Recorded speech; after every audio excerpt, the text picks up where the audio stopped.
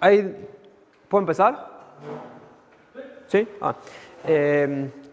Hay como dos premisas o supuestos que es necesario que tenemos que hacer cuando abordamos como todo el módulo de lo de cardiovascular. Sucede algo, es que hay muchas cosas que se superponen, tanto en lo que tiene que ver como en terapéuticas como en condiciones de los pacientes. Entonces, ustedes van a ver que tanto la terapéutica en hipertensión, en cardiopatía isquémica, en insuficiencia cardíaca, parecieran repetirse, pero no son realmente el mismo escenario. Quiero decir, no son el mismo escenario porque después la evidencia no soporta de la misma forma una intervención en una determinada situación clínica como en otra. Y esto puede generar un poco de confusión. Eso por un lado. Por otro lado, hablar de lo que es puntualmente la enfermedad coronaria, y este es como el otro supuesto, digo. El escenario clásico era el que nosotros conocíamos como decir, bueno, la enfermedad coronaria estable es la angina crónica estable, no hay otra cosa. De un tiempito corto a esta parte ha cambiado, ¿sí?, el escenario e involucra como otros, no sé si otros pacientes, pero sí otras categorías de pacientes. Son pacientes con enfermedad coronaria y angina inestable o, por ejemplo, disnea, es decir, tiene un síntoma que podría ser equivalente a angina. Pacientes con insuficiencia cardíaca de comienzo reciente y deterioro de la función. ¿Por qué? Porque la principal causa de insuficiencia cardíaca es la cardiopatía isquémica, es la enfermedad coronaria. Pacientes con síntomas y asintomáticos y que de alguna manera tuvieron un síndrome coronario agudo y hoy están estables. Si no se entiende esto, no se preocupen que ahora lo van a comprender cuál es la idea. Pacientes con sospecha de angina microvascular, sujetos que estén asintomáticos pero que se les encuentra enfermedad coronaria en un estudio de control. ¿Qué quiero decir con esto? Si nosotros definimos fisiopatológicamente la enfermedad coronaria, nos vamos a encontrar solamente con que es un proceso patológico caracterizado por el desarrollo de placa aterosclerótica en las arterias coronarias. Eso es como lo que uno esperaría, perdón, pero no me pasa el coso, esperaría básicamente encontrar. Sin embargo, la enfermedad coronaria es un proceso dinámico. ¿Qué quiero decir con esto? Es decir, no sé con cuál dibujar porque no. Ese cuadrito que se ve ahí, y para mí es como muy importante esto. Es un proceso dinámico, ¿por qué? Porque es una enfermedad que normalmente se va desarrollando y está estable y de alguna manera va pasando por periodos de inestabilidad o reagudización. La idea con la terapéutica, que es el gran objetivo, es evitar estos periodos o al menos espaciar el tiempo entre periodo y periodo de reagudización.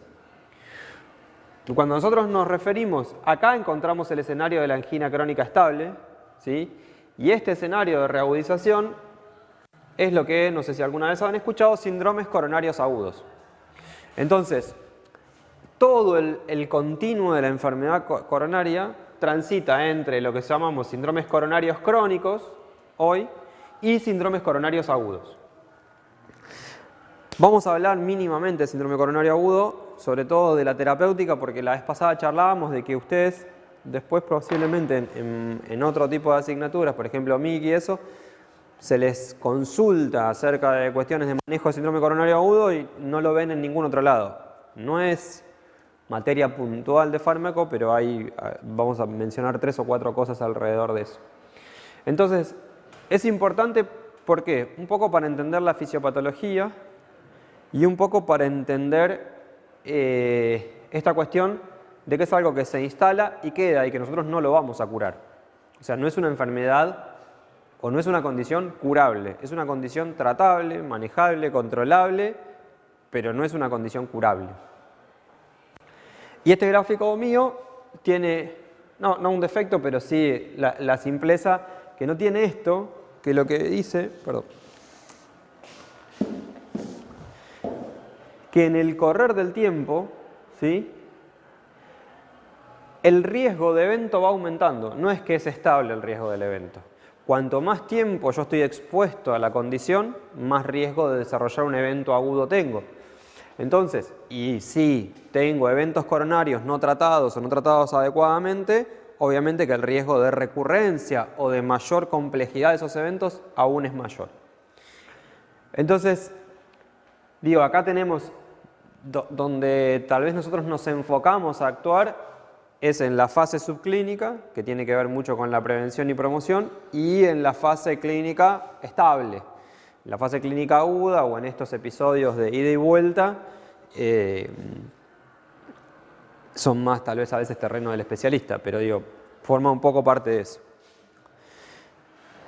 Desde el punto de vista fisiopatológico es esto. Es decir, eso nos va a servir como para orientarnos y pensar cuáles podrían ser los diferentes objetivos o target desde el punto de vista farmacológico.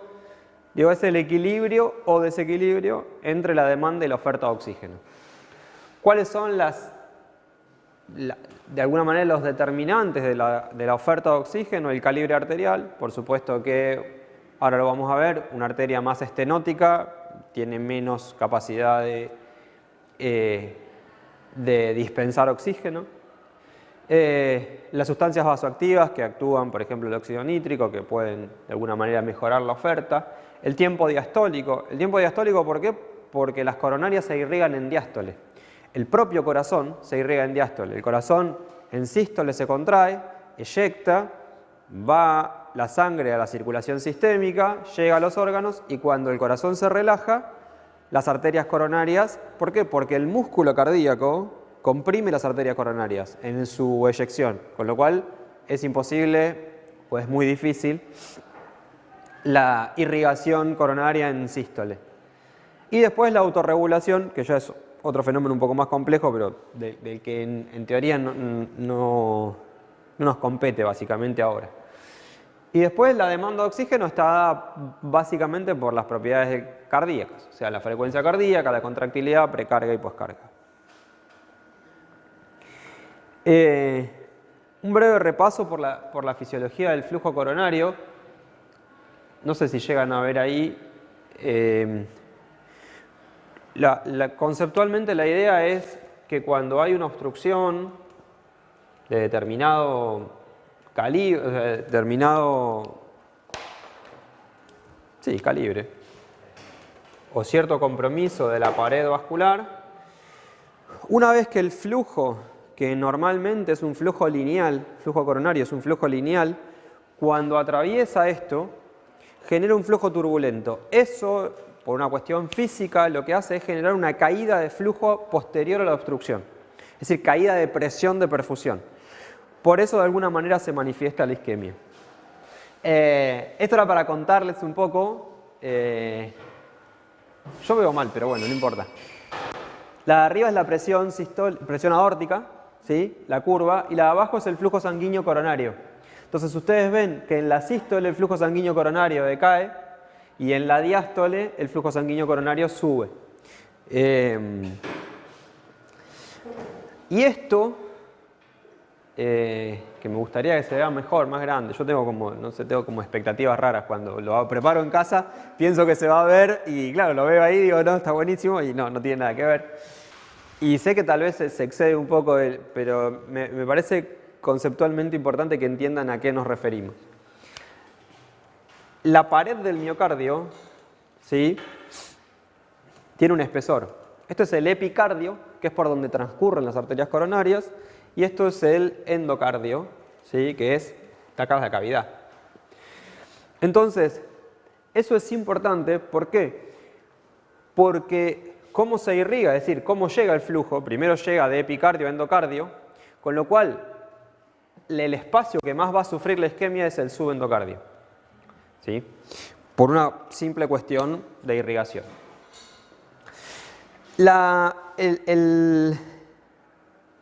El flujo coronario es un flujo bastante particular en el organismo. ¿Por qué? Porque no el flujo coronario, sino el miocardio. El miocardio extrae en condiciones basales un 60 a 70% del flujo del oxígeno que transcurre en sangre. Cosa que no sucede con otros tejidos. El músculo esquelético, a diferencia del músculo cardíaco, extrae un 20%. Con lo cual, fíjense que basalmente la extracción de oxígeno es altísima. ¿Y eso qué quiere decir? Todas estas cuentas no tienen demasiada relevancia. A lo que apunto es, no tenemos, el flujo coronario o el miocardio no tiene demasiadas alternativas para extraer más oxígeno de la sangre, ¿sí? Si necesita más. ¿Por qué necesita más? Porque tiene una estenosis. Entonces, ¿cuál es prácticamente la única forma que tiene el flujo, que el corazón tiene de extraer más oxígeno? Es vasodilatar.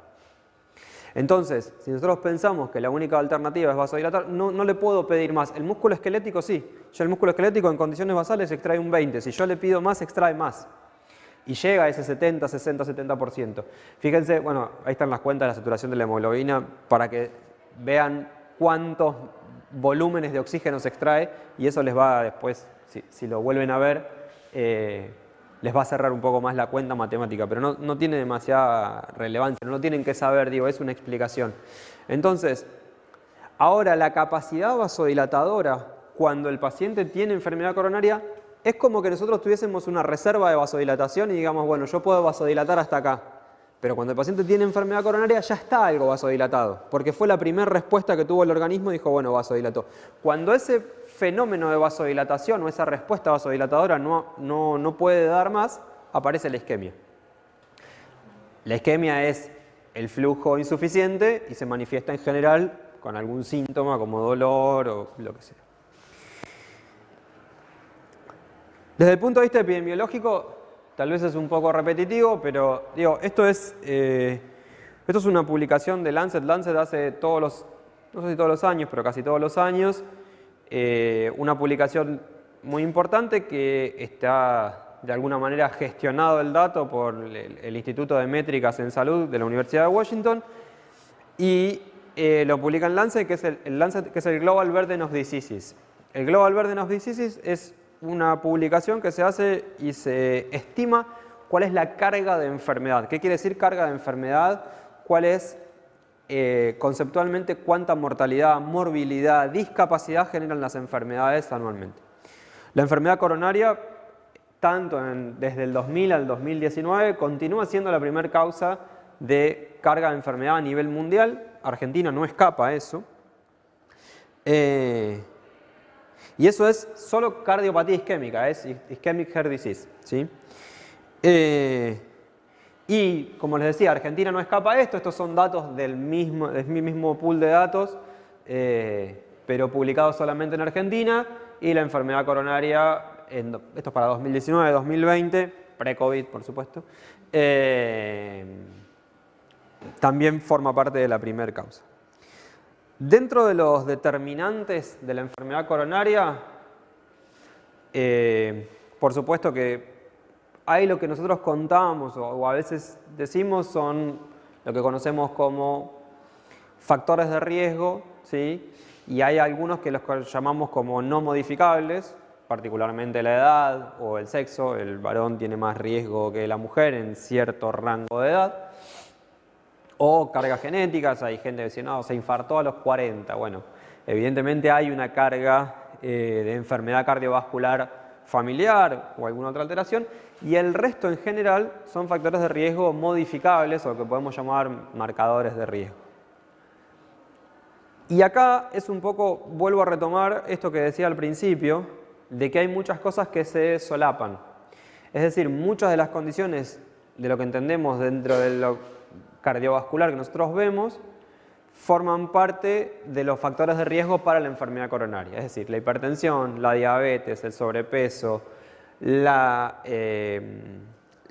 hábitos alimentarios, el tabaquismo. Entonces, cuando nosotros decimos vamos a tratar un paciente hipertenso, probablemente solapemos el tratamiento o veamos que hay tratamientos que comparte el paciente con hipertensión o con insuficiencia cardíaca con el de enfermedad coronaria.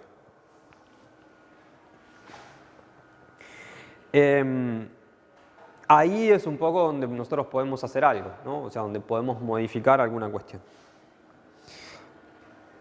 Estos son los datos de las tercera y cuarta encuesta nacional de factores de riesgo. Las encuestas nacionales de factores de riesgo en general son encuestas que se hacen a nivel nacional con una estructura de autorreporte. Muchas veces, o sea, el paciente autorreporta si toma medicación o si alguna vez le han dicho que es hipertenso, con lo cual puede tener alguna cuestión de, no dificultad, pero de interpretación. Sin embargo, fíjense que todos estos factores de riesgo están en aumento o se mantienen en los últimos 10 años. Sobrepeso, obesidad, exceso de, sobrepeso, obesidad, exceso de peso, es decir, más, fíjense, más de un 25 de índice de masa, actividad física insuficiente, consumo de alcohol, colesterol, glucosa, tabaquismo, hipertensión. Con lo cual, la población expuesta al riesgo de desarrollo de enfermedad coronaria es altísima. Volviendo un poco a la fisiopatología, no a la fisiopatología, sino a tratar de abordarlo, digo, desde varios lugares. Entonces, ¿qué genera toda esta cuestión de conocer cómo es el flujo coronario y ver cuáles son las cosas que lo pudiesen afectar y el desarrollo de una placa aterosclerótica? Hacen que aquella figura sea como la evolución potencialmente natural de una placa. La mirada un poco más amplia, desde el punto de vista de cómo abordarlo, por lo menos de saber cuáles son los componentes que de alguna manera tienen un interjuego en el desarrollo de la isquemia, no es solamente la placa, sino que es la disfunción endotelial, ahora vamos a charlar un poco cada uno, la disfunción microvascular, el rol de las plaquetas, la estenosis mecánica puntualmente dicha, el vasoespasmo y la inflamación. Digo porque es muy posible que ustedes puedan llegar a leer, no en esta época, pero sí en un corto tiempo más, nuevos targets terapéuticos de lo que se entiende para enfermedad coronaria. Hoy se vuelve a la teoría inflamatoria en parte, con lo cual hay fármacos que se desarrollan en pos de tratar de abordar ciertos mediadores inflamatorios, porque se entiende que esto es un proceso de inflamación crónica. La placa coronaria es un escenario dinámico en el sentido de que va teniendo rupturas, erosiones, va creciendo, se va arreglando. No todo eso genera un síndrome coronario, ¿sí? Pero todo eso sí genera todo el tiempo un sistema un estado de hiperagregabilidad, un estado de lesión y reparación, un estado de inflamación crónica. Entonces, de alguna forma esto juega un rol relevante. Ahora, esto lo vuelvo a mostrar. Esto es lo que entendemos como accidente de placa. La idea es que, me molesta un poco que está... Ustedes ven que la placa se desarrolla en el subendotelio, ¿sí? No es que se desarrolla hacia adentro. Nosotros, o sea, como conocen, las arterias tienen capas, ¿sí? Lo tengo para borrar, bueno, no importa. Y si esta es la luz vascular, ¿sí? La placa se desarrolla acá, no se desarrolla dentro del torrente. Lo que hace es comprimir el endotelio, o sea, o achicar el espacio endotelial. Y el endotelio es el que sufre ese accidente. El endotelio libera sistemáticamente, en condiciones normales, es un órgano altamente funcionante y libera sistemáticamente todo el tiempo factores procoagulantes, vasodilatadores. Entonces un endotelio enfermo deja de funcionar de manera adecuada. Hay otro concepto que es el de placa vulnerable. No sé si lo tengo más adelante, pero...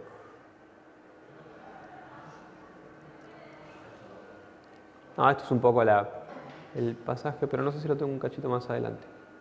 No, se lo muestro acá y...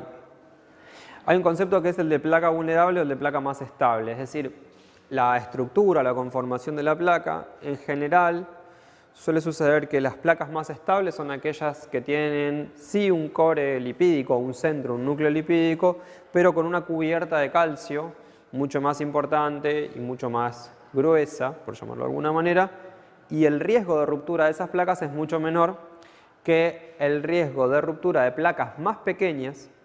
¿Sí? ¿De calcio o de colágeno? De calcio, de calcio. Sí, calcio. De placas más pequeñas, ¿sí? Y menos recubiertas por calcio. Esta cobertura que yo te digo de calcio, por supuesto que hay, o sea, la formación de la placa es cuando vos tenés dentro del endotelio, no quería entrar en esto para no, productos oxidados, se generan, o sea, los macrófagos trabajan sobre el endotelio, generan células que se llaman células espumosas, de ahí se genera como un proceso inflamatorio, se genera un llamamiento a fibroblastos, con lo cual hay colágeno en la placa, no es que no lo hay.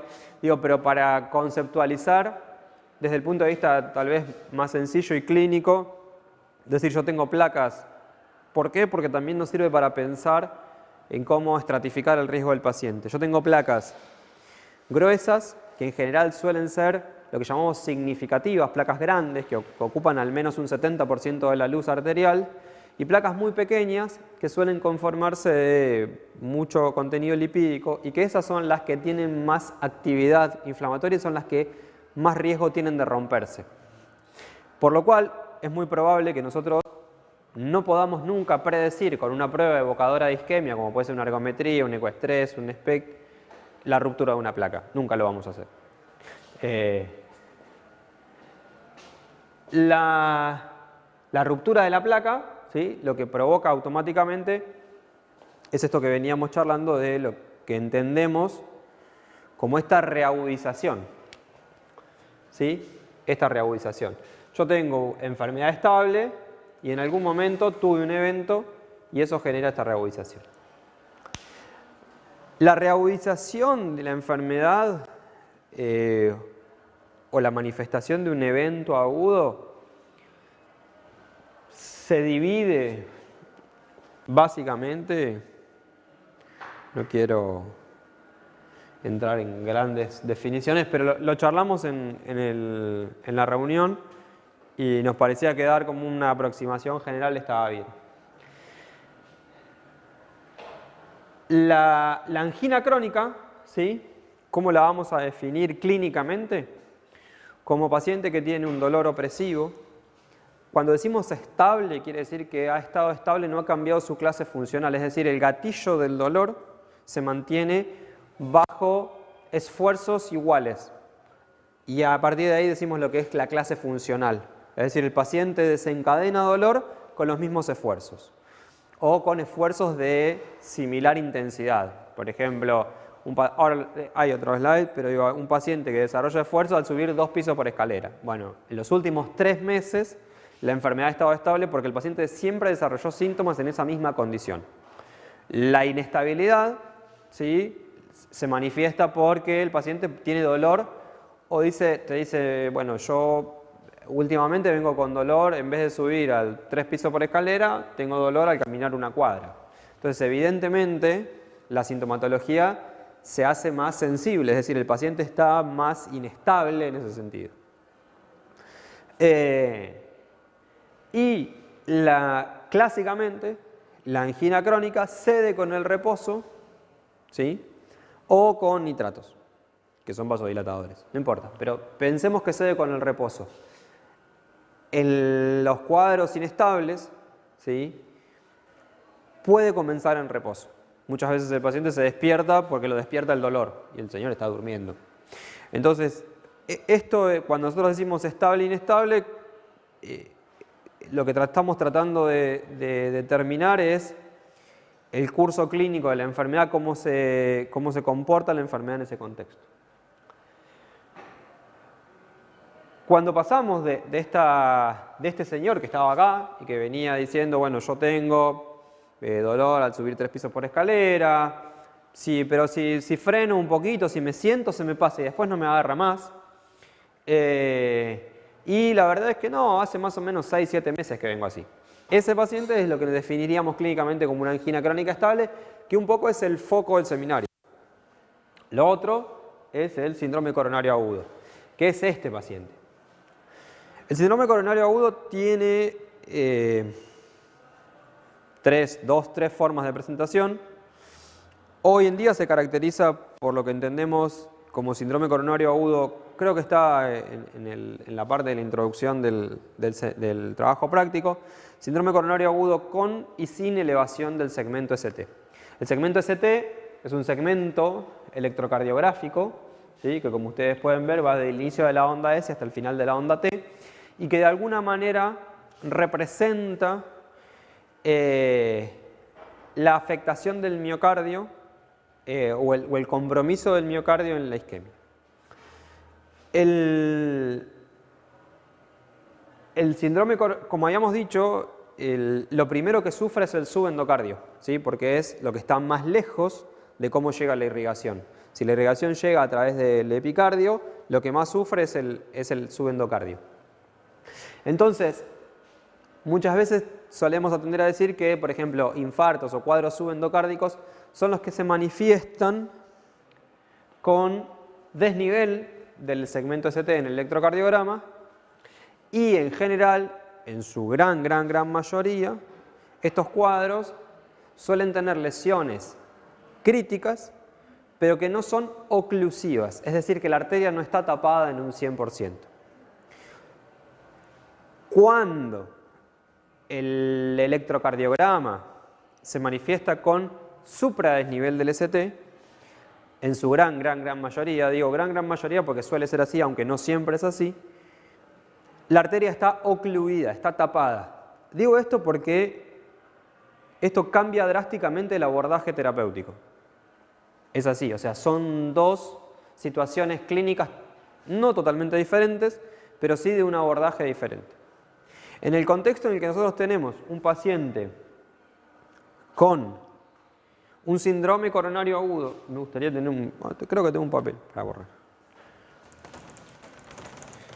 Hago esta pausa porque ya les digo, es prácticamente lo único que vamos a hablar de síndrome coronario agudo. Entonces, dentro de la enfermedad coronaria tenemos síndromes coronarios crónicos, que básicamente es la angina crónica estable. Nos vamos a enroscar, ¿sí?, con otras cosas. Vamos a mencionarlas porque hay alguna terapéutica puntual para otras cosas. Y síndromes coronarios agudos. Dentro de los síndromes coronarios agudos los clasificamos como síndromes coronarios agudos con elevación del segmento ST y síndromes coronarios agudos sin elevación del segmento ST. Estos son los que en general no está ocluida. Cuando digo ocluida, digo tapada 100% la arteria. Y estos en general ocluida. ¿Qué sucede en este escenario? En este escenario en este primer escenario es el más grave y de mayor, no sé si más grave, pero sí mayor necesidad de reconocimiento clínico. La arteria está tapada, con lo cual yo necesito sí o sí devolverle el flujo distal a la oclusión. Si no, eso automáticamente se transforma en un infarto.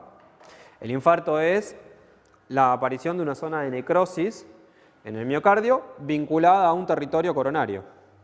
A una arteria coronaria se tapó, yo tengo una arteria que me da una rama, tengo por acá otra rama. ¿Sí? Si se tapó acá, todo este territorio que está de alguna manera irrigado por esa arteria es un territorio en riesgo. Ese territorio en riesgo termina, si yo no le devuelvo el flujo a esa arteria, termina transformándose en un territorio necrótico. Entonces, el abordaje de los síndromes coronarios agudos con elevación del ST tiene lo que nosotros entendemos como estrategia de revascularización. La revascularización puede, en el contexto agudo, darse por dos mecanismos. Dependiendo de la disponibilidad, dependiendo de un montón de otras cuestiones, tenemos una revascularización farmacológica, que es lo que llamamos trombolíticos, donde hay trombolíticos que se llaman fibrinoespecíficos y no fibrinoespecíficos, pero el más conocido y el que más utilizamos acá en nuestro país se llama streptokinasa, que es una droga que se administra, es un fibrinolítico, o lo cual hace lisar el coágulo de fibrina, o sea, lisar el trombo, que se forma ante la ruptura.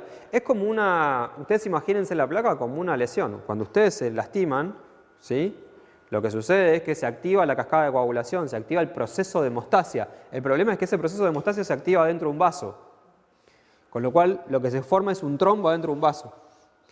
Entonces, el fibrinolítico lisa justamente ese trombo. Y la otra alternativa es la revascularización a través de lo que llamamos angioplastia coronaria, ¿sí? Una cinecoronariografía y una angioplastia coronaria. Después, al final del coso, vemos un videito. La angioplastia coronaria es un proceso de estabilización mecánica. Lo que hacemos es, de alguna manera, exprimir el trombo ese contra las paredes de la arteria y puede o no, en algunas ocasiones, requerir el implante de un stent. Un stent es como un rulero dentro de la arteria. Después lo vemos. En el caso del síndrome coronario sin elevación del ST, muchos de ellos van a requerir revascularización, pero no trombolíticos. Es decir, ¿por qué? Porque la arteria puede estar casi ocluida. Yo tengo una arteria y la situación es tan crítica que tenía una plaquita acá, se rompió y se generó un trombo todo acá, pero todavía me pasa algo de flujo por acá. Entonces es muy probable que yo lo tenga que ir a revascularizar. Lo que diferencia en gran parte esto es el tiempo. Yo no tengo la misma urgencia en revascularizar este paciente con la arteria ocluida que este paciente que lo puedo estabilizar con otras estrategias farmacológicas.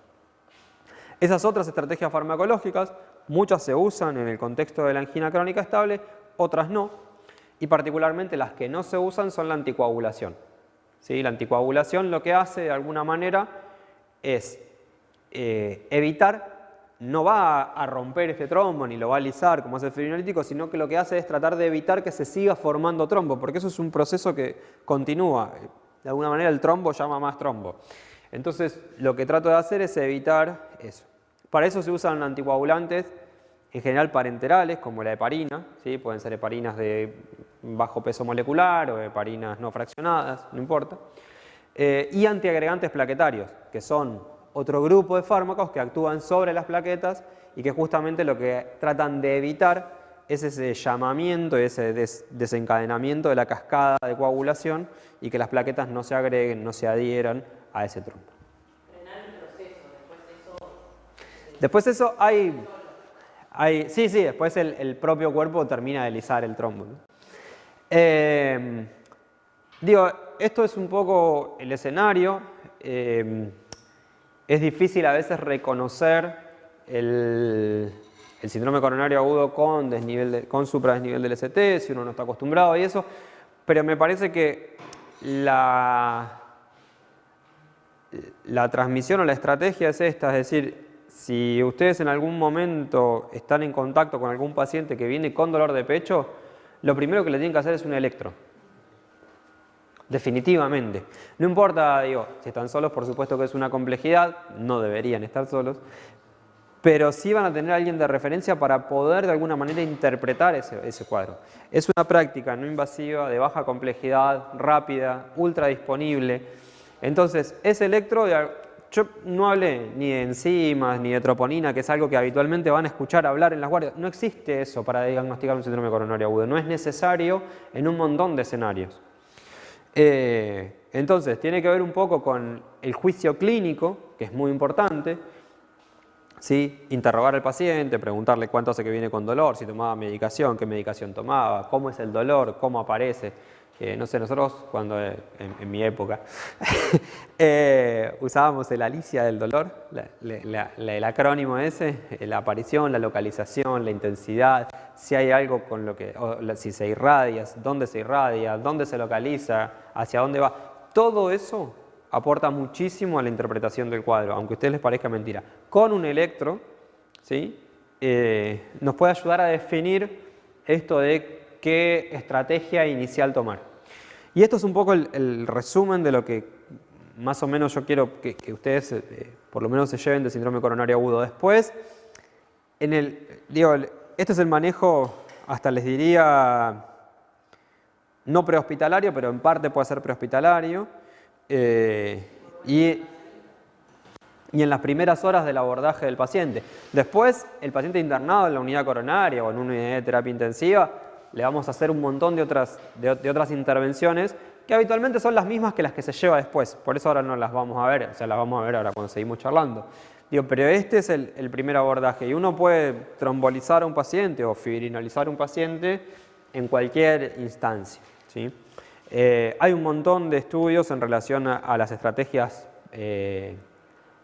prehospitalarias, inclusive hay trombolíticos que se pasan en bolo, no sé si acá es disponible en Argentina, se llama Tenectepase,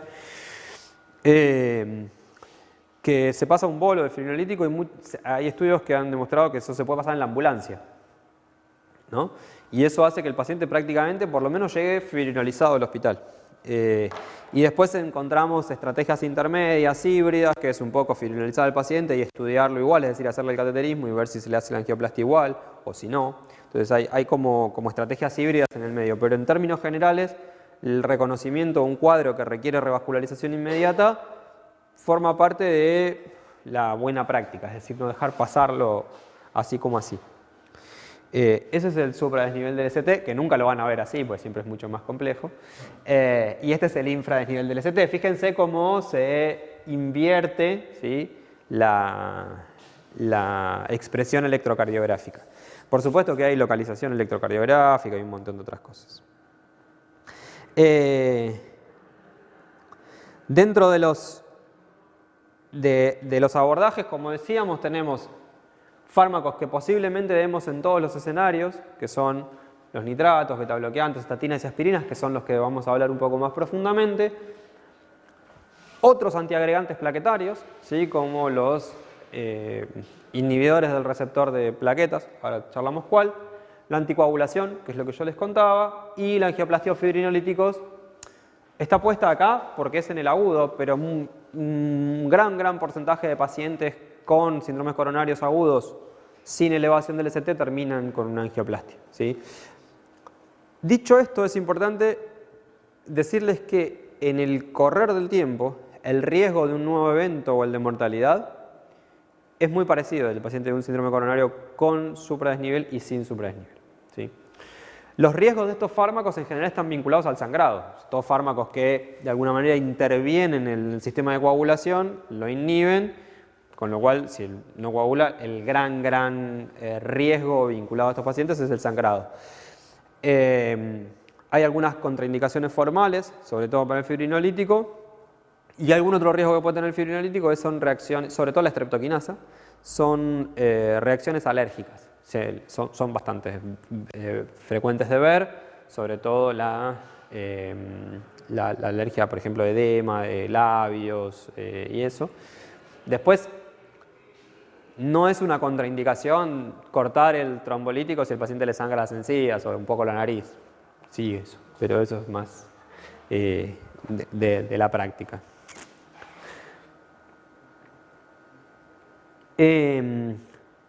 Ahora sí, sentándonos en este escenario de la angina crónica estable, creo que lo habíamos definido, habíamos charlado un poco de que es un síndrome sin cambios en frecuencia, duración, desencadenantes y limitación de la capacidad funcional en los últimos 3 meses, ¿sí?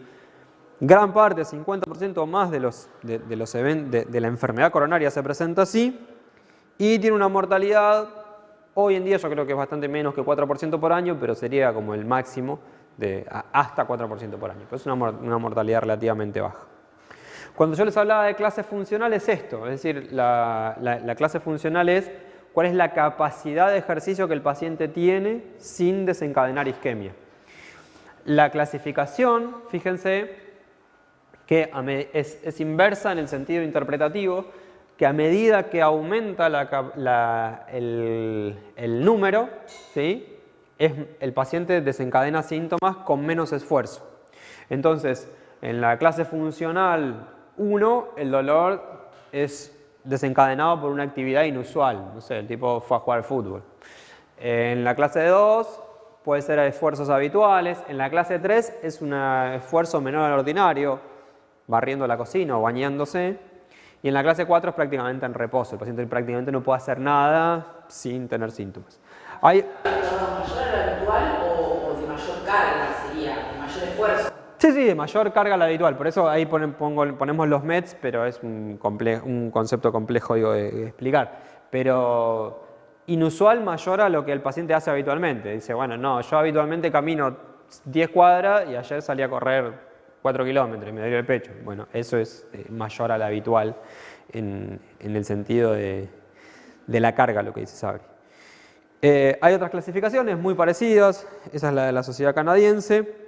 Y esto es un poco para que después quede, digo, como uno con actividades cotidianas, esto porque antes quedaba el power, pero creo que lo van a poder ver igual si frenan y agrandan, como con actividades cotidianas puede medir más o menos cuál es la carga de trabajo.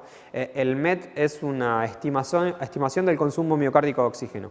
Entonces, si como vuelvo a lo mismo, fíjense que volvemos a lo mismo en el sentido de que nosotros dijimos que basalmente el corazón extrae mucho oxígeno de la sangre. Si nosotros le pedimos que extraiga más, no va a poder, entonces el único mecanismo es... Y nosotros lo que medimos es una aproximación del consumo miocárdico. ¿Con qué? Con estas cosas. Que pueden ser a veces pruebas de alguna manera preestablecidas para ir a buscar isquemia o, digo, la actividad habitual. Por eso si uno interroga al paciente y le dice, ¿usted qué hace? Y no, yo no sé, hago... nado. Bueno, esos son más o menos 7, 8 meses. Entonces uno tiene una estimación de su estado funcional independientemente de que tenga dolor o no. La angina crónica o la angina en este periodo de estabilidad, de alguna manera esto que charlábamos de la demanda y oferta de oxígeno está como en una balanza, en un equilibrio y se mantiene ahí y en algún momento puede aparecer un desequilibrio hacia tendencia de la oferta, de la demanda, y si nosotros ajustamos el tratamiento, lo que tratamos en general es de mejorar la oferta de oxígeno a ese paciente. Entonces, hay un montón de escenarios que pudiesen desencadenar cuadros clínicos de desequilibrio y que pueden generar dolor, que no están directamente vinculados a un accidente de placa. Es decir, no es que se rompió la placa aterosclerótica y el paciente tuvo un síndrome de corazón. Hay un montón de cosas que pueden inestabilizar al paciente. Por ejemplo, una infección. Si un paciente tiene una infección, tiene fiebre, se interna una neumonía, le aumenta la frecuencia cardíaca, aumentan los requerimientos basales que el paciente tiene, eso puede hacer que el paciente tenga síntomas. En la práctica, por ejemplo, capaz que lo van a poder como materializar mejor. En la práctica hay un escenario muy habitual que es, ¿saben lo que es la fibrilación auricular? Que es una arritmia que es muy rápida, ¿sí? En general suele ser muy rápida. Entonces, muchas veces un paciente tiene fibrilación auricular y está a 100, 120 latidos por minuto, y el paciente además tiene enfermedad coronaria y nosotros vemos cambios en el electrocardiograma, pero esos cambios en el electrocardiograma no están vinculados directamente a que tuvo un evento, sino que le aumentó mucho la frecuencia cardíaca, entonces no le alcanza el corazón. Por eso digo, hay escenarios no intermedios, sino que escenarios que son gatillos o desencadenantes de los síntomas que pueden de alguna manera inestabilizar la enfermedad. Pueden ser cardíacos o no cardíacos, pero nosotros nos centramos puntualmente en la enfermedad coronaria, digo, como tal, como estenosis coronaria. Los objetivos del tratamiento, esto está mal, porque eso tendríamos que dar nosotros, pero en general, como decíamos, uno trata de controlar los factores de riesgo en todos los pacientes, tengan o no tengan enfermedad coronaria, tratar el episodio de angina y prevenir el desarrollo de intercurrencias frecuentes, es decir, espaciar ese tiempo en el que el paciente se encuentra estable. Mejorar la capacidad de ejercicio, eso es una cuestión muy importante, no solamente desde el punto de vista, digo, sintomático, no es que el paciente solo se siente mejor cuando hace ejercicio, que mejora su capacidad funcional y que tiene angina a clase funcional más elevada, es decir, a más METs, por llamarlo de alguna manera, sino que el ejercicio favorece fisiológicamente la vasodilatación y favorece el desarrollo de circulación colateral. La circulación colateral es un concepto muy técnico, pero si nosotros tenemos a veces obstrucciones en las arterias, se van abriendo pequeños vasitos que de alguna manera irrigan ese territorio y lo protegen, ¿sí? Y el ejercicio hace eso, con lo cual no es una terapéutica menor en el abordaje de esto. Por supuesto, retrasar los eventos y reducir la mortalidad que siempre está presente en todas nuestras. El abordaje del tratamiento no farmacológico está vinculado a un montón de cuestiones, tiene que ver un poco esto con el ejercicio. Las enfermedades intercurrentes, que es esto que hablábamos, que pueden ser gatillos de eventos, y sobre todo, por ejemplo, está visto que la vacunación para la gripe o para el neumococo reducen los eventos coronarios y reducen la mortalidad cardiovascular en pacientes con enfermedad coronaria. El consumo de alcohol, la dieta, la actividad física, y nosotros ponemos el apoyo psicológico como parte de la estrategia de tratamiento. ¿Por qué? Porque hay muchos pacientes que tienen enfermedad coronaria y se ven muy limitados en su capacidad funcional y no son pacientes muchas veces tratables o revascularizables. Yo tengo pacientes que, estas técnicas de revascularización, o sea, el trombolítico, olvídense, porque es un fármaco que se utiliza solamente en contexto agudo. Ahora, puede ser, ¿sí?, que yo tengo vasos, ¿sí? Como ustedes saben, cualquier árbol arterial o cualquier árbol, a medida que se va abriendo, va generando vasos de calibre menor. Entonces, pudiese darse la situación de que mi obstrucción está acá, pero no en un solo vasito, en un montón de vasitos chiquititos así. Y yo esos vasos no los puedo tratar por cateterismo, no, por una cuestión técnica. Entonces el paciente tiene dolor, mucho dolor, a clase funcional, y yo no le puedo mejorar nada. Desde ese punto de vista, no le puedo mejorar los síntomas. Con lo cual, muchas veces este abordaje de lo que tiene que ver con lo no farmacológico es muy importante. Otro subgrupo de pacientes son los pacientes que hoy en día hay un concepto que se llama, que es un acrónimo en inglés, que es INOCA, no importa, que son aquellos pacientes que tienen enfermedad coronaria no obstructiva, es decir, no tienen lesiones lo suficientemente importantes para generar un cuadro coronario crónico, sin embargo tienen dolor de pecho. El ejemplo más paradigmático de esto es, y lo van a escuchar mil veces, es la angina vasoespástica o el vasoespasmo. Las arterias tienen músculo y generan por diferentes mecanismos espasmos. Esos espasmos arteriales pueden tranquilamente generar dolor ante diferentes estímulos. Uno de los estímulos más clásicos, que alguna vez pueden llegar a ver, es el paciente hace mucho frío y el frío gatilla automáticamente el dolor de pecho. Se genera espasmo coronario y genera dolor de pecho. Ese es entre unos de tantos, pero y tienen un tratamiento específico, pero ese paciente no le podés poner un stent, no le vas a poder poner un stent a nada, porque no tiene enfermedad coronaria. Y muchas veces requieren de un apoyo por fuera del cardiólogo, abrir un poco la cuestión de la cabeza. Cuando nos encontramos con el tratamiento farmacológico, decimos, bueno, ¿qué quiero hacer? Nada, mantener esta balanza, que de alguna manera es el equilibrio entre la demanda y la oferta. ¿Cómo puedo disminuir la demanda? Con los bloqueantes cálcicos, algunos, o los betabloqueantes. ¿Por qué? Porque me disminuyen las propiedades cardíacas. Entonces, si yo bajo la frecuencia cardíaca, ¿qué hago? Yo tengo, bien, pero fisiológicamente yo tengo la sístole y la diástole, ¿no? Entonces, si yo disminuyo la frecuencia cardíaca, aumento el tiempo diastólico. Si aumento el tiempo diastólico, las arterias coronarias se irrigan en diástole y eso me permite mejorar de alguna manera, ¿sí? Y además un montón de otras cosas, pero para que se hagan un poco la idea de cómo voy disminuyendo la demanda y la oferta de oxígeno. Después, por supuesto que Digo, esto parece a veces contraintuitivo. Si yo digo, yo tengo un corazón que no está latiendo del todo bien, o podría no estar latiendo bien, y yo le disminuyo la contractilidad, lo estoy empeorando. No, hay algo que se llama Frank Starling, que supongo que lo van a ir a ver en algún momento, que no es así. Y después, si yo, por ejemplo, le doy nitratos o bloqueantes cálcicos que generan vasodilatación, eso me permite disminuir precarga o poscarga. Con lo cual, favorecería disminuir la demanda de oxígeno. Si yo de alguna manera lo que quiero es aumentar el suministro de oxígeno, debería aumentar el flujo sanguíneo coronario. Creo que vamos más o menos bien. No sé hasta dónde profundizar con fármacos que ya vimos. Digo, betabloqueantes es la tercera vez que lo vemos y lo vamos a volver a ver en insuficiencia cardíaca, pero es como el mal de la cardiología. No sé si está El Salvador, pero bueno.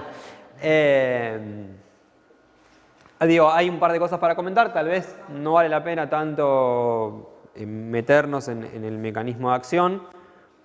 ¿Usted lo vieron del seminario de hipertensión? No. ¿Lo vieron del seminario de hipertensión? ¿Del mecanismo de acción de los betabloqueantes? ¿Qué es lo que potencialmente hacen? Digo, como concepto, por supuesto que se usan a receptores adrenérgicos, ¿sí? A los beta-adrenérgicos, algunos no tanto, sino que tienen además otra acción, ¿sí? Por ejemplo, el carvedilol tiene acción alfa y tiene acción beta. O sea, es beta bloqueante y además es alfa bloqueante, con lo cual si bloquea alfa 1, lo que genera a su vez es vasodilatación. Lo que tenemos es, nosotros de alguna manera los clasificamos así para, qué sé yo, ser prácticos. Y tenemos beta bloqueantes que son selectivos o no selectivos. Cuando decimos selectivos o no selectivos, quiere decir si selectivamente bloquean a un receptor o no lo bloquean a ese receptor. Entonces, los no selectivos, principalmente propranolol, timolol. Propranolol no se utiliza mucho hoy en día para la enfermedad coronaria, pero se usa. Hay algunas condiciones puntuales, pero no me quiero ir al demonio con esto, donde el propranolol es el fármaco de elección. Después los selectivos beta 1, es decir, son los de segunda generación que de alguna manera tienen selectividad por el receptor beta 1 que se concentra a nivel miocárdico. Atenolol, esmolol, bisoprolol y metoprolol. El esmolol es un beta bloqueante que es endovenoso, que tiene un tiempo de acción muy cortito, que en general no se usa para esto, para la enfermedad coronaria, pero existe. Y lo que usamos en el territorio del consultorio es atenolol, bisoprolol, metoprolol. Mucho metoprolol acá no hay, pero se usa. Los no selectivos, es decir, no son selectivos de receptor beta 1, pero además tienen acción, ¿sí?, sobre otros receptores, particularmente carvedilol y la betalol, que muchas veces la betalol tiene acción, por ejemplo, como antihipertensivo y se suele usar en la embarazada. El carvedilol tiene acción como vasodilatador y entonces agrega un efecto vasodilatador al efecto bloqueante beta. Y después los selectivos beta 1, que son de tercera generación, nebivolol. El nebivolol es un fármaco que se suele utilizar bastante en el medio. Y tal vez está más concentrado su uso en pacientes de más de 65 años, porque la primera evidencia que surgió del nebivolol fue en esa población. Entonces es como que de alguna manera se concentró ahí, pero se suele usar. El betabloqueante afecta la circulación por múltiples acciones. Una es, ¿sí?, disminuir la frecuencia cardíaca. Entonces, nosotros bloqueamos el estímulo beta, disminuimos la frecuencia cardíaca. Lo que no veo qué es lo que sigue, por eso. A su vez, ¿sí?, tiene acción sobre eso, quería poner. A su vez tiene acción sobre el sistema renina-angiotensina-aldosterona. ¿Sí? ¿Por qué? Porque bloquea los receptores beta del aparato yuxtaglomerular y disminuye la secreción de renina. Y eso hace que tenga acción a nivel del sistema renina-angiotensina-aldosterona. En algún caso, por ejemplo el carvedilol, podría tener alguna acción vasodilatadora, no solamente como alfa, sino generar algo una interacción con el óxido nítrico, con lo cual hay múltiples acciones, o sea, digo, tienen acción vasodilatadora, tienen acción de disminución de la frecuencia cardíaca, tienen acción de la liberación de la acción del sistema renina, angiotensina, aldosterona. Actúan como en diferentes lugares. Por eso los queremos tanto. Esto es, en general, lo que uno trata de buscar, es que el paciente tenga una frecuencia cardíaca basal más o menos de 60 latidos por minuto y que no aumente más de un 25 o 30% en el esfuerzo, básicamente para tener controlada la frecuencia cardíaca. Es una estimación teórica. Esto es lo de... tenemos algunas... Esto no. Estos son cuáles son liposolubles o hidrosolubles. No hay mucha más cuestión, que lo vemos en los libros. Esto es un cuadrito que resume, lo pongo porque les puede ser más útil a ustedes que a mí, mucho más no me va a aportar, pero digo cuáles son la selectividad, la liposolubilidad, biodisponibilidad, tiempo de eliminación, excreción renal, características bien puntuales farmacológicas. Se usan en un montón de contextos y por eso digo, lo vamos a ver en un montón de escenarios. En la cardiopatía isquémica, aguda el betabloqueante se usa, a menos que el paciente esté cursando con insuficiencia cardíaca aguda descompensada, pero si el paciente viene y tiene un síndrome coronario agudo, yo tengo que lograr que el corazón trabaje lo menos posible, para ser un poco burdo, y si trabaja lo menos posible, una forma de hacer trabajar lo menos posible es bajar la frecuencia cardíaca. Entonces, con lo cual se usa. Por supuesto que en la cardiopatía isquémica crónica, hablamos ya en hipertensión, en insuficiencia cardíaca, en algunas arritmias puntuales, en la fibrilación auricular, para controlar el pasaje, ¿sí?, de estímulos auriculares para controlar este paso del nodo AB al ventrículo. Entonces, de los estímulos que se generan en la aurícula por fuera del nodo sinusal, en la fibrilación auricular, se controla la frecuencia cardíaca a partir de eso. En la insuficiencia cardíaca, que lo vamos a ver prontamente, y en algunas otras circunstancias que suelen ser usados para profilaxis de migraña, en el hipertiroidismo, en el temblor esencial, el propranolol es el fármaco de elección. En la miocardiopatía hipertrófica, que es otra enfermedad que suele asociarse con hipertensión y eso, el propranolol también es de elección. Como efectos adversos podemos tener trastornos psiquiátricos, no psiquiátricos, sino neurológicos, como aparición de depresión, pesadillas. Por supuesto que los más frecuentes son los arrítmicos, o no arrítmicos, sí arrítmicos de alguna manera, es alteración de la conducción, ¿sí?, un bloqueo auriculoventricular, en general de primer grado, no mucho más. Generan efectos adversos a nivel de la...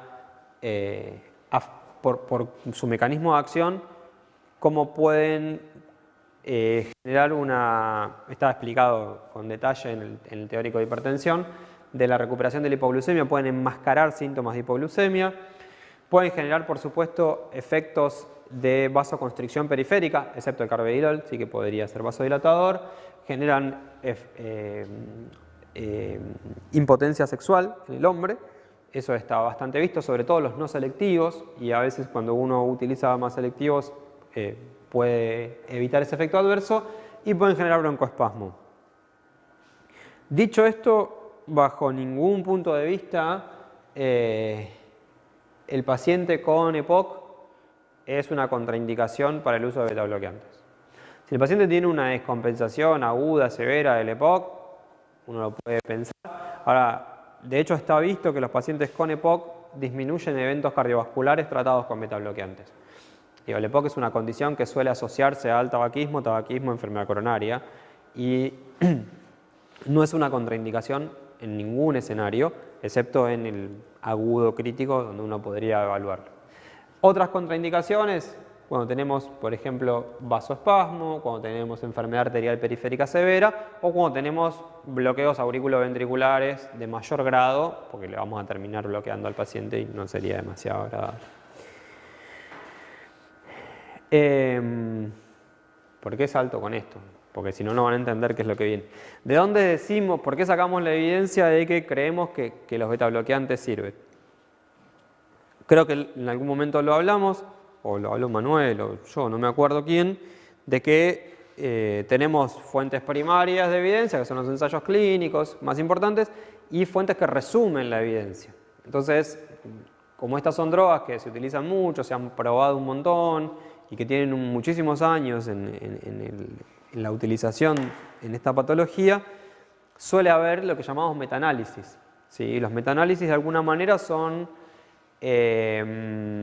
expresiones matemáticas de lo que entendemos una revisión sistemática. Nosotros revisamos con una metodología puntual la literatura y hacemos un resumen matemático de lo que consideramos si sirve o no sirve.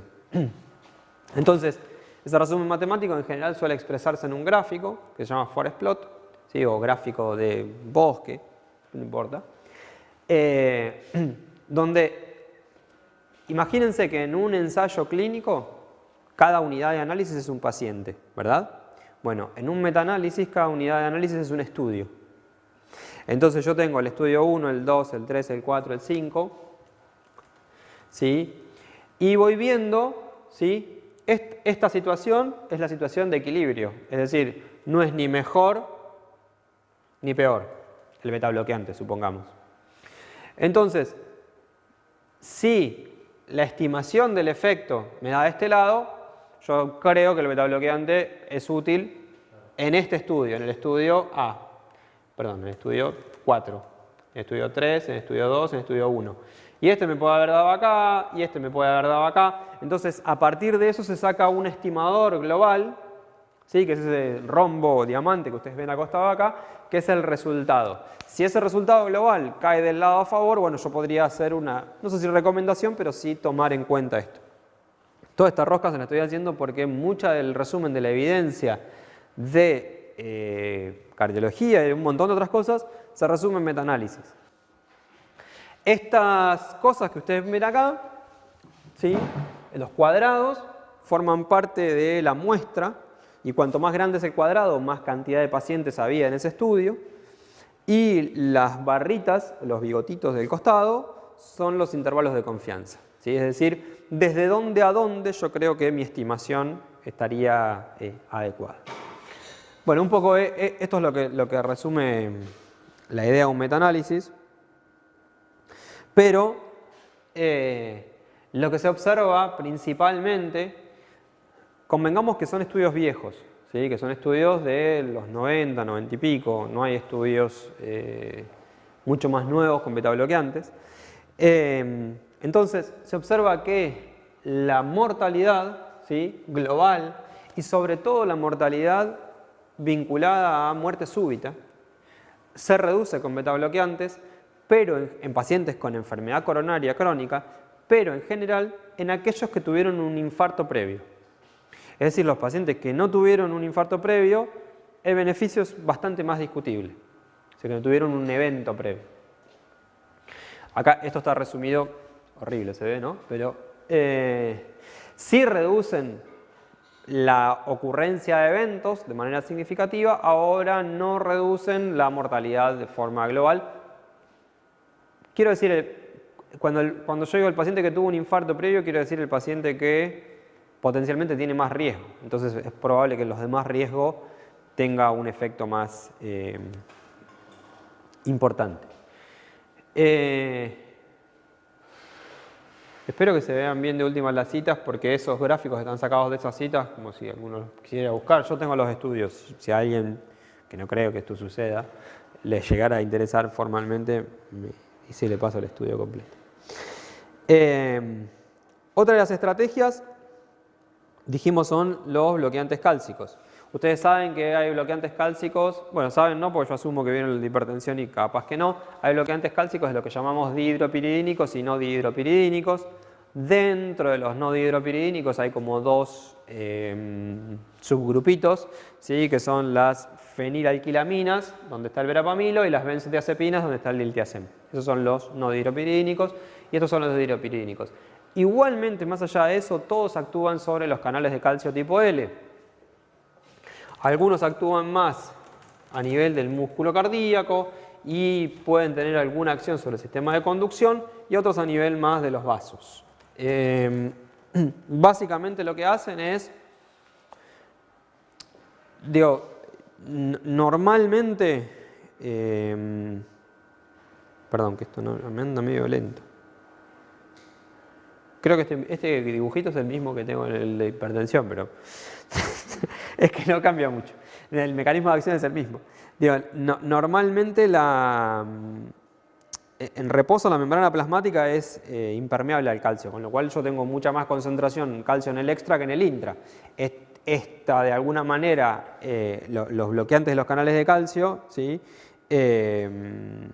Lo que hace la despolarización de la membrana es meter calcio, ¿sí? Y eso favorecer la contracción. Entonces lo que yo busco es, de alguna manera, bloqueo esos canales para evitar esa entrada de calcio. Conceptualmente es eso. En general, el efecto vasodilatador de los bloqueantes cálcicos se concentra en los vasos de resistencia y en los vasos coronarios. Lo que explica de alguna manera su comportamiento, su utilidad y algunos de sus efectos adversos, sobre todo el edema. Ahora lo vamos a ver. Pero en general este es un poco la capacidad vasodilatadora, es decir, de menos a más. Lo que más dilatan son los vasos coronarios, musculoesqueléticos, renales, gastrointestinales y menos el cerebro. Es probable que se dé para pacientes con la nifedipina que daban para algo cerebral, pero no me acuerdo exactamente. Se metabolizan en forma hepática a través del hígado, sobre todo el verapamil y el diltiazem, pueden tener interferencia con otros que están metabolizados a través del citocromo 3A4 y aumentan la concentración de renal de digoxina y ciclosporina. La digoxina es una droga antiarrítmica y habría que tener cierta cuestión con eso porque puede generar, tiene un rango terapéutico muy estrecho y puede generar fácilmente intoxicación. Con lo cual uno debería tener cierto resguardo. En el contexto de bueno, esto es del mismo paper de Lancet y un poco les cuenta lo mismo, ¿no? Biodisponibilidad, vasodilatación coronaria o sistémica. Ahí tienen un poco los que más generan vasodilatación coronaria o sistémica. Hay algunos que no están disponibles acá o se utilizan muy poco, como la felodipina. Cómo afecta la contractilidad miocárdica y los cambios en la frecuencia cardíaca. Los que más afectan los cambios en la frecuencia cardíaca, es decir, que actúan en los canales de calcio de las células marcapasos o las células miocárdicas, son el verapamil y el diltiazem, ¿sí? O sea, los no dihidropiridínicos. Los dihidropiridínicos tienen mucha más acción vascular. Vuelvo para atrás. Ahí está, ¿sí? O sea, los no dihidropiridínicos tienen mucha más acción acá, ¿sí? Y los dihidropiridínicos, mucha más acción de vasodilatación vascular. No se me duerman, que son 5 y... En general los usos son básicamente los mismos, o sea, en la hipertensión. Se pueden usar en la angina crónica estable, no en el síndrome coronario agudo, sí en la angina crónica estable. Repito, no en el síndrome coronario agudo, sí en la angina crónica estable. Se pueden utilizar, como tienen efecto vasodilatador, se pueden utilizar en lo que los betabloqueantes selectivos no podrían utilizar, que son, por ejemplo, en el fenómeno de Raynaud o vasoespasmos, se utilizan en migrañas. La angina vasoespástica, que es lo que charlábamos, que son esos pacientes que tienen espasmo coronario, ¿sí? Estos vasodilatadores de alguna manera mejoran mucho la sintomatología. No cambian otro evento clínico, pero sí mejoran la sintomatología. Por supuesto que la gran parte de las complicaciones están vinculadas a los trastornos del ritmo cardíaco, pueden generar aumento de las bradicardias, sean normales o no. Particularmente está visto que los bloqueantes cálcicos dihidropiridínicos aumentan el riesgo de eventos en pacientes con insuficiencia cardíaca, aumentan el riesgo de desarrollo de insuficiencia cardíaca. Por eso, sobre todo en pacientes con deterioro de la fracción de eyección, por lo cual no se utiliza o no debería utilizarse este tipo de bloqueantes cálcicos en estos pacientes. Y como algunos efectos adversos, obviamente son fármacos que pueden bajar la frecuencia, pueden bajar la presión eso genera activación refleja del sistema renina-angiotensina, liberación de renina, taquicardia y todo lo que conlleva a sentirse mareado y débil, ¿no? Básicamente es un poco esto me olvidaba. El edema, lo que decíamos, como generan vasodilatación de vasos de arterias de resistencia, generan como un efecto de dique. ¿Qué es lo que pasa? No generan vasodilatación venosa y sí vasodilatación arterial. Entonces se genera una acumulación de sangre a nivel de las arteriolas y obviamente que ese volumen no se puede contener de alguna manera. Entonces se genera edema en ese contexto. Profe, pero la Biblia decía nada más edema de tobillos. Sí, porque habitualmente son edemas infrapatelares, porque tienen que ver también con la zona de declive. Sí, no es solamente de tobillos, pero sí. Pero es más, observa mucho en zona de declive, pero tiene que ver con esto, ¿sí? con esta cuestión del mecanismo de acción. ¿Qué evidencia soporta el uso de bloqueantes cálcicos? Este es un metaanálisis muy grande, creo que de 2010, 2012, no me acuerdo, que compara los bloqueantes cálcicos con otros tratamientos, incluidos placebos, en pacientes con enfermedad coronaria, que al menos tuvieron un seguimiento de un año, ¿sí? Y mide todos outcomes cardiovasculares, es decir, todo lo que nosotros decimos que es importante. Entonces, cuando vamos a ver mortalidad por todas las causas, vemos que no hay un efecto beneficioso conceptual, con lo cual no disminuye mortalidad por todas las causas comparado con otro. Cuando dividimos en mortalidad cardiovascular dihidropiridínicos y no dihidropiridínicos, tampoco se genera un beneficio en mortalidad cardiovascular, aunque podría haber una pequeña tendencia en los no dihidropiridínicos, sobre todo atado un poco a la hipertensión, pero está ahí en el límite y no es algo que tengamos más evidencia sobre eso. Cuando somos un poquito más específicos en el outcome y no solamente miramos mortalidad y miramos síntomas, vemos que la angina claramente se reduce, ¿sí? Vemos que no hay efecto puntual sobre el infarto y vemos que sí hay efecto sobre la ACV. Esto está dicho en el seminario de hipertensión porque la reducción de eventos cardiovasculares por los bloqueantes cálcicos está muy atada a eventos neurológicos. Es decir, reduce eventos neurológicos, no parece reducir eventos coronarios, pero sí eventos neurológicos, con lo cual en el pool de eventos vasculares uno haría foco en eso. Entonces, en términos generales, si uno dice, bueno, ¿qué es lo que hacen los bloqueantes cálcicos? Mejoran los síntomas seguramente y mejoran eventos vasculares, pero a expensas de la ACV, no a expensas del infarto. Que esto no lo puse porque no me parecía que era menor, junto con el uso de beta bloqueantes, mejora mucho la capacidad de ejercicio del paciente. Entonces, ese sería como otro potencial beneficio. Otro grupito de los que estábamos viendo, que eran los que estaban, no sé si se acuerdan del slide que estaba todo arriba azul, que decía nitratos, betabloqueantes, bloqueantes cálcicos. Bueno, son los nitratos. Los nitratos lo que hacen, particularmente, ¿sí? Sobre todo la nitroglicerina, es generar vasodilatación venosa. Entonces, al generar vasodilatación venosa, disminuye la precarga. Disminuir la precarga no es que genera vasodilatación coronaria, porque está como instalado en el conocimiento así popular de que yo a un paciente con un síndrome coronario agudo le pongo nitratos endovenosos, que en este caso es nitroglicerina, y lo que hago es vasodilatarle las coronarias. En general la vasodilatación inicial es venosa, entonces al generar vasodilatación venosa mejora un montón la precarga y eso genera que el paciente baje los síntomas. Generan a dosis más altas, sí, dilatación del sistema arterial y dilatación coronaria. Esto que yo les decía a veces de qué es lo que sucede lo siguiente. De alguna manera se genera un fenómeno si yo tengo, por ejemplo, acá, no sé si llegan a ver bien esto, si yo tengo un vaso con una obstrucción, ¿sí?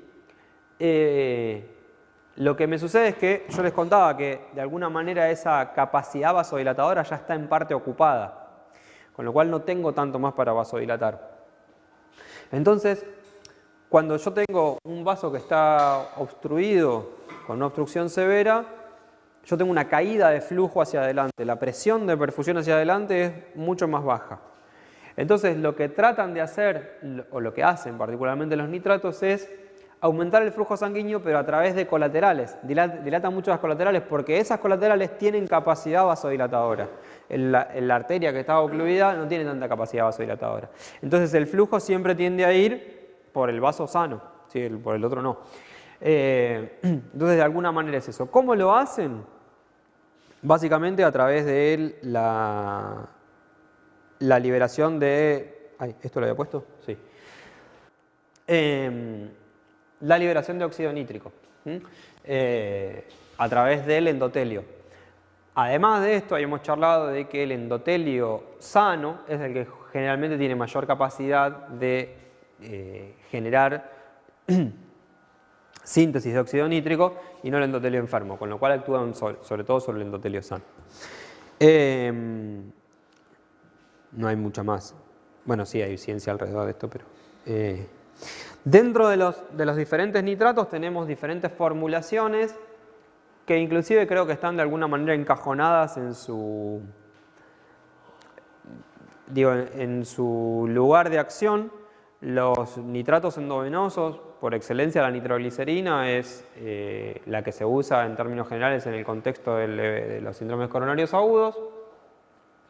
Hay parche de NTG, pero el parche de NTG se usa para otras cosas. Pero en términos generales lo que se usa acá es la nitroglicerina endovenosa. Y después tenemos dos formulaciones orales, el mononitrato de isosorbide y el dinitrato de isosorbide. El mononitrato de isosorbide es el que se utiliza en forma crónica y estable en pacientes que, por ejemplo, tienen síntomas. Yo le pongo beta bloqueantes, le bajo la presión, le controlo la presión, le pongo... Bueno, tienen síntomas, pero no logro controlar los síntomas con ese tratamiento. Entonces, ¿qué hago? Bueno, le pongo nitratos. Le pongo que tome sistemáticamente nitratos y tratar de generar algo de vasodilatación. Y el dinitrato de isosorbide es una formulación en general sublingual, la que hay acá, que tiene un inicio de acción muy corto y que en términos generales suele utilizarse para aquellos episodios que el paciente sabe que le van a desencadenar dolor. Entonces, capaz que se pone una pastillita bajo la lengua y si tiene que salir a correr o lo que sea, podría generar hacerlo. No se utiliza mucho esa estrategia, sino que se termina utilizando más en el paciente que tiene dolor y decir, bueno, cuando tiene dolor, tómese la pastillita esa, más allá de que tome el nitrato. Por supuesto que pueden generar hipotensión, que a veces es difícil de revertir, sobre todo con dosis muy elevadas de nitroglicerina. Los nitratos orales no tanto, pero sí la NTG, si no se la maneja bien, puede generar una vasodilatación y una hipotensión grave. El efecto adverso más frecuente del nitrato oral es la cefalea. Por el propio mecanismo de vasodilatación, muchos pacientes tienen cefalea. Y otra cosa que suele generar es tolerancia. Entonces, suele darse dosis, suele tratar de administrarse dosis en horarios intercambiados o con intervalos de dosis intercambiados para tratar de manejar esa tolerancia que se genera. ¿Cuál es la evidencia que soporta el uso de nitratos?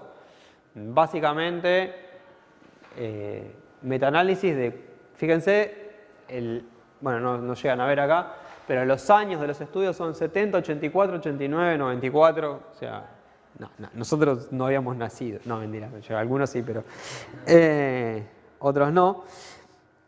Y el uso crónico lo que hace es reducir los ataques semanales, es decir, la cantidad de episodios de angina semanales que los pacientes suelen tener. Eso es lo que han demostrado y no han mostrado disminuir la mortalidad. Sí mejoran la capacidad de ejercicio, pero no mucho más. Entonces, ¿cuáles serían los potenciales usos del episodio anginoso? Como decíamos, sublingual. De profilaxis de situaciones conocidas, mejoran los síntomas, mejoran la tolerancia al ejercicio, porque mejoran los síntomas básicamente, pero no demostró disminuir la mortalidad. Otra de las estrategias de tratamiento, este grupete de fármacos que vimos, bloqueantes cálcicos, nitratos, betabloqueantes, en general están más atados a tratar de mejorar la sintomatología, ¿sí? Estos fármacos no mejoran sintomatología, es decir, los antiagregantes plaquetarios no mejoran la sintomatología. El antiagregante plaquetario, como habíamos hablado, teníamos por un lado, no por un lado, sino que afectan de alguna manera el sistema hemostático. La hemostasia es ese equilibrio entre un estado procoagulante y un estado fibrinolítico, ¿sí? de proagregación y antiagregación, que en condiciones normales se mantiene, hace que la sangre se mantenga fluida, no hay mucho más. Ahora, la ruptura de una placa o no, digo, no quiero ser tan drástico con esto porque si no es como que me van a decir, bueno, ¿para qué utilizas antiagregantes todo el tiempo? Las placas, yo les había dicho, son dinámicas, entonces suelen tener sistemáticamente pequeños accidentes, pequeñas erosiones que generan activaciones como circuitos pequeños del sistema de coagulación. No es que una placa se rompe y estalló, sino que esto puede pasar todo el tiempo. Por eso, de alguna manera, antiagregante se entiende como una intervención adecuada pensado desde lo fisiopatológico. El primer elemento en el proceso hemostático es la vasoconstricción. Hay inicialmente un espasmo neurogénico que es una respuesta autonómica a esa erosión o esa ruptura de la placa, que dura unos segundos, un minuto como mucho, y después hay un espasmo miogénico que se dura más tiempo. Ese propio espasmo es de alguna manera un estímulo para todo el proceso que es lo que conocemos como hemostasia primaria, que es inicialmente la agregación plaquetaria y después la formación del trombo de fibrina. Al trombo de fibrina solamente llegamos con los fibrinolíticos. Todo este proceso de agregación plaquetaria, perdón, estoy un poco trabado porque me generó como cierta disfonía. Todo este proceso de agregación plaquetaria es donde nosotros vamos a intentar actuar con los antiagregantes plaquetarios. ¿Qué antiagregantes? Voy a ir más rápido. ¿Cuál es el mediador puntual de la agregación plaquetaria? Es el ADP. Si las plaquetas, los gránulos de las plaquetas liberan ADP y el ADP, ¿sí? Ahí está. El ADP es uno de los receptores. Fíjense que nosotros tenemos receptores de la COX-1, que eso lo vimos en analgésicos, que yo creo que ya lo tienen recontra sabido, ¿sí? Que están vinculados con la vía del tromboxano. Bueno, eso genera agregación plaquetaria. La aspirina inhibe eso, ¿sí? Y de alguna manera genera antiagregación plaquetaria al inhibir esa vía. Ahora hay otras vías. Y una de las vías más relevantes de la agregación plaquetaria es el receptor de ADP. Hay dos receptores, principalmente el P2I1 y el P2I12. Son receptores acoplados a proteína G. El P2I1 está acoplado a proteína GQ y el P2I12 está acoplado a proteína GI. Y los otros antiagregantes plaquetarios que actúan sobre ese receptor son aquellos que están acá, que la ticlopidina es algo antiguo, ya no se usa, pero sí el clopidogrel, ticagrelor y prasugrel. Esos tres antiagregantes plaquetarios son los que se utilizan en general de forma crónica, habría que discutirlo, pero digo que se podrían utilizar de forma crónica como otra vía. Hay otros inhibidores de trombina, inhibidores del factor de von Willebrand, no importa, digo, conceptualmente estos son los que tenemos en el arsenal terapéutico, inhibidores de la COX e inhibidores del receptor de ADP. No voy a hacer retener sobre aspirina, que ya lo habrán visto. Conceptualmente, clopidogrel, prasugrel y ticagrelor tienen algunas características puntuales. el clopidogrel y el prasugrel son profármacos. El ticagrelor es un fármaco de acción directa, no tiene metabolismo de primer paso, no tiene biotransformación. El clopidogrel tiene doble paso hepático y el prasugrel tiene uno solo. Este cuadro les va a resumir un poco más la cuestión. El clopidogrel y el prasugrel inhiben en forma irreversible a las plaquetas, mientras que el ticagrelor lo inhibe de forma reversible. ¿Esto tiene alguna implicancia? Hoy no sé si tiene alguna implicancia a esta altura. Digo, en general, cuando los pacientes estos tienen que hacerse alguna intervención, esto aumenta el sangrado, con lo cual yo puedo estimar si esto es reversible o irreversible. ¿Quiere decir irreversible? Quiere decir que si yo lo inhibo, el tiempo me va a durar ¿cuánto? El tiempo de vida media de la plaqueta. Lo mismo pasa con la aspirina. El ticagrelor, como se une en otro lugar y es reversible, tengo un poco más de tiempo. Sobre suspensión previa a una cirugía y dice 5 días, 7 días, ¿sí? Más o menos es eso. ¿Qué evidencia soporta el uso de aspirina? Entonces el pool de antiagregantes plaquetarios son estos: inhibidores de ACOX, inhibidores de P2 y 12. P2 y 12 son estos tres, COX la otra.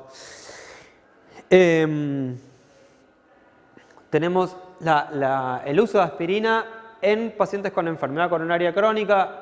El gran estudio es este, que prácticamente arrastra mucho de las decisiones, o la primera decisión de utilizar aspirina, y demostró disminuir infarto y mortalidad cardiovascular, y el metaanálisis de alguna manera soporta o le da más sustento a esta idea. Hoy en día hay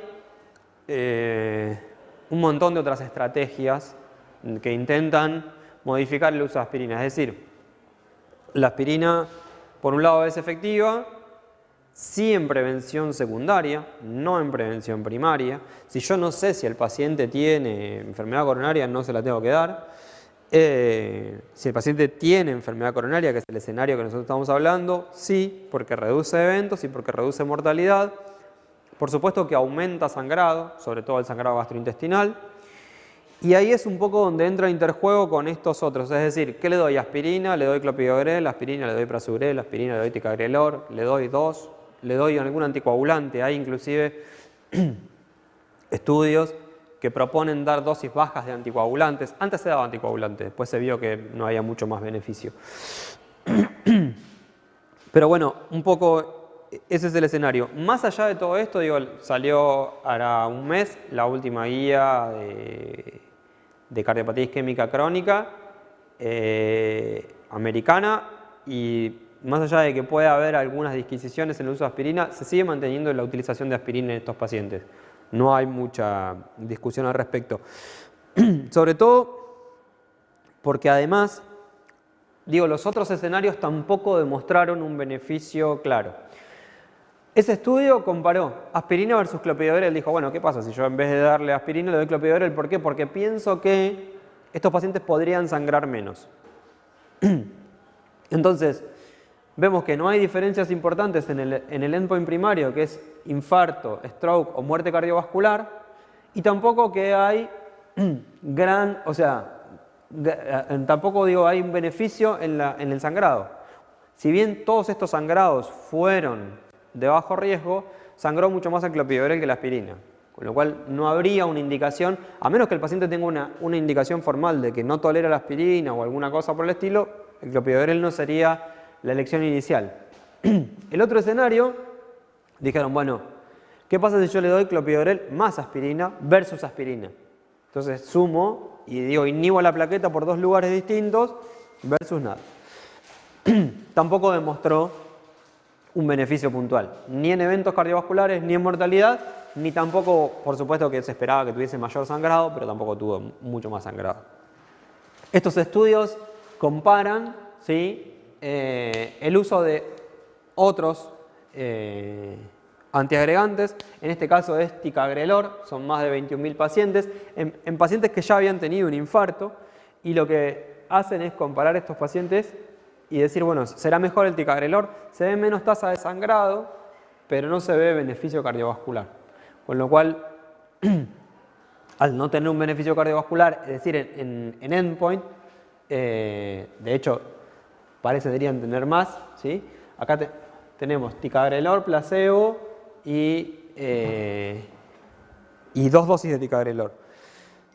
En este otro estudio son pacientes con enfermedad coronaria y diabetes. Lo que tratan de ver es aspirina y ticagrelor. Tampoco se ve un beneficio claro. Y esto es lo que yo le decía. En pacientes con enfermedad coronaria se dan dosis bajas de anticoagulantes nuevos, anticoagulantes directos, versus aspirina.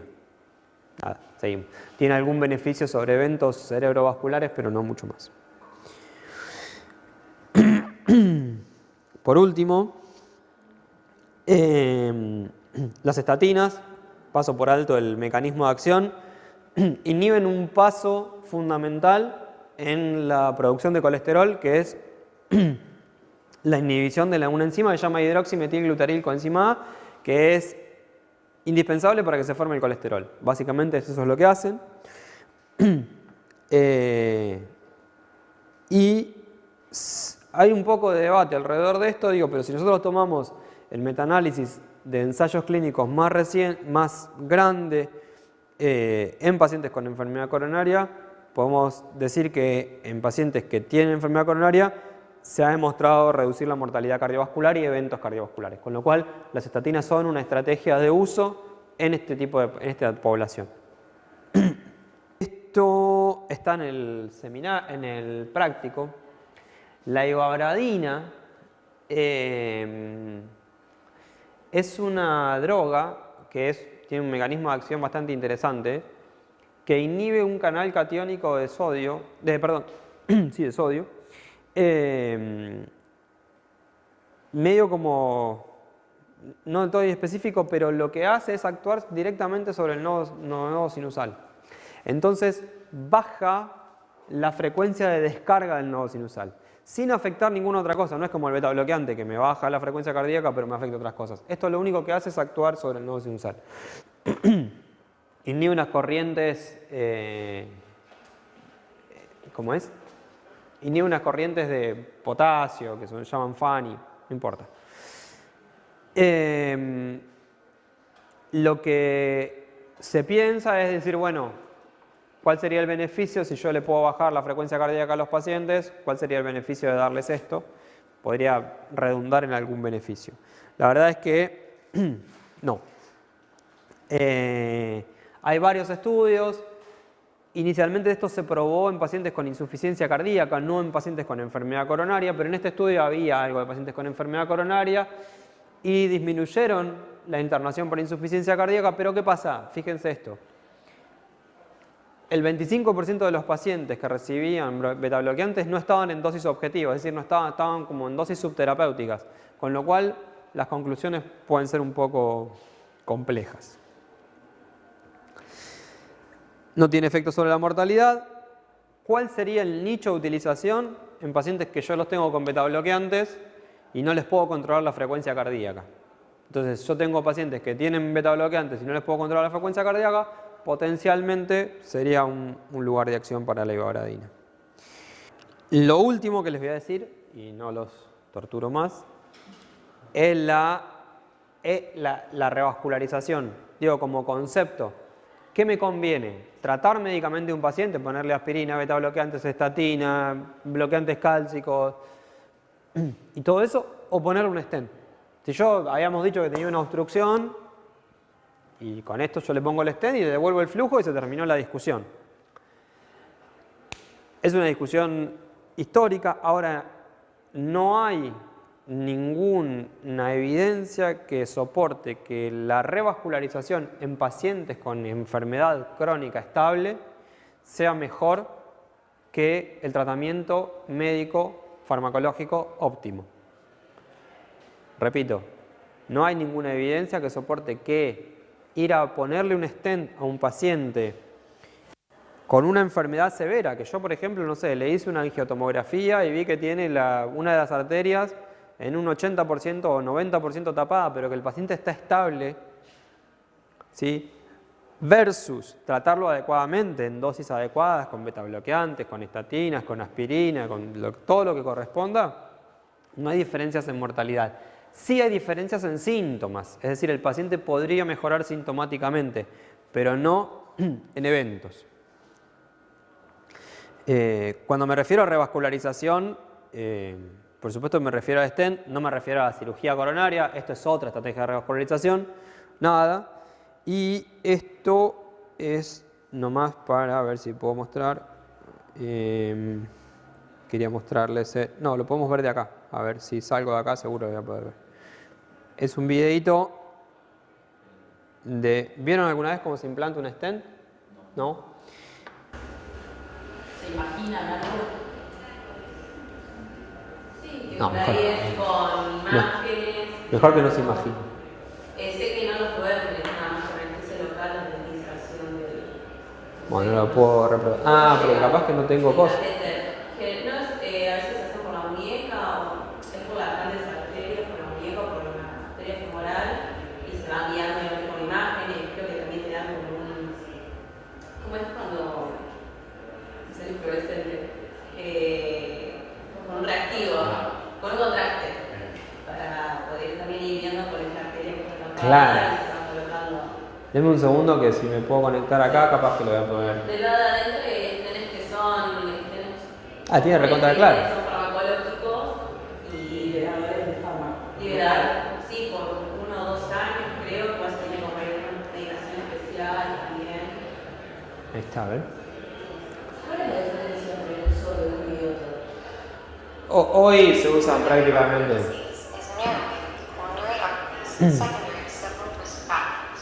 No importa, sí. A ver si les puedo un poquito más rápido.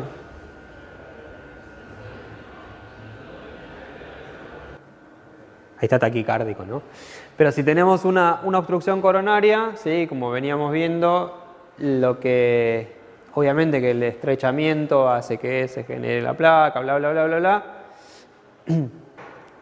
En general, como decía, no sé cómo es tu nombre. Mina.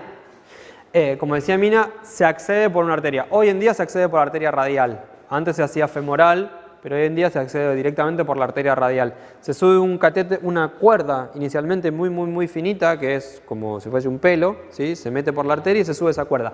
Sobre esa cuerda se monta un catéter. Es decir, eso se llama en inglés over the wire, o sea, vos es como que enhebrás el catéter por dentro, por la cuerda esa. Y esto de lo radiopaco, lo que nosotros hacemos es una luminografía, es decir, vos inyectás dentro de la arteria coronaria y vos lo que ves es la luz. Y a partir de ahí lo que ves es eso. Entonces pasás la cuerda, muchas veces, digo, con la cuerda tenés que eludear para poder pasar la obstrucción, pero una vez que se pasa, en la gran mayoría de las condiciones, lo que se hace es insuflarse un baloncito. Tiene un baloncito ese catéter. Entonces vos insuflás el balón y generás el aplastamiento de la placa contra las paredes de la arteria. Y luego sacás eso. Algunos vienen con el balón montado, otras no. O sea, con el stent montado, metés otro donde está el stent. Entonces insuflás el balón e instalás el stent. El gran problema de esto es que eso no deja de ser un pedazo de metal adentro de la arteria. Con lo cual eso puede generar básicamente trombosis. ¿Por qué? Porque se interpreta como un cuerpo extraño, eso genera restenosis, porque el endotelio va cubriendo el stent, pero bueno, para eso se trata con antiagregantes plaquetarios y toda la bola. Pero esa es una idea de la estrategia de revascularización a través de hemodinámica. Bueno, más o menos creo haber cubierto términos generales para no tener que grabar algo más. Podría ser mucho más largo, pero digo... el abordaje en términos generales es este y la evidencia un poco que soporta. Lean la introducción del trabajo práctico porque es bastante extensa y tiene mucha info y bueno, no mucho más. Estamos para allá. No, ustedes.